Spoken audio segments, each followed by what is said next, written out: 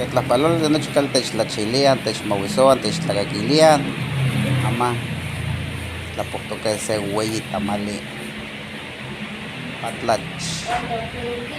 Saludos cordiales a toda la banda que ve nuestro contenido. Luego de ir a la padrinada, a la ceremonia de clausura, nos vinimos a degustar un rico tamal gigante, mejor conocido como patlache.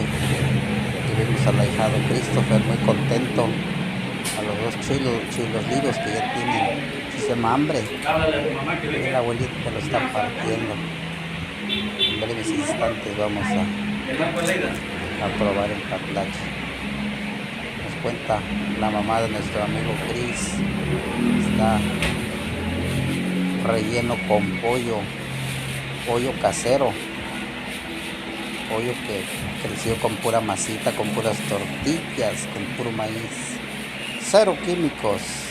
El pollo no es de granja, es 100% pollo huasteco, así que estamos en espera de que doña Nana Cris siga partiendo el patlache. Está tratando de multiplicar la carne para que rinda. Ya todos nos tocó una pierna, un ala, el sushi, la cola. No hago única de aquí tlapanto con un güey tamale. Sin togaro, sin yushi, temex, imex,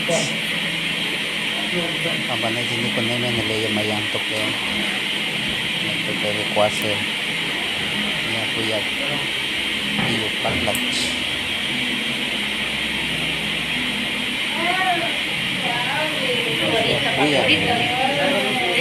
Entonces no guampos.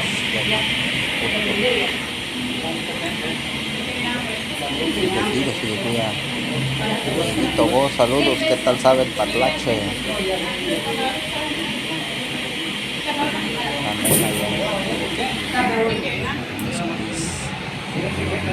Ahí va el ahijado, ya es el primero que le va a entrar.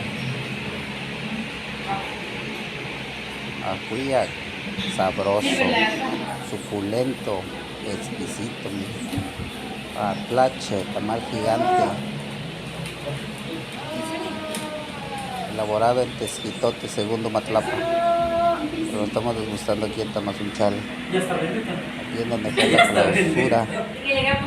Nuestro ahijado Christopher en el Club de Leones. Pues gracias por vernos con nuestro contenido. Saludos, Tetlapaloles de noche cal techmahuizoan, Oteco Bamechintillo Chihuahua.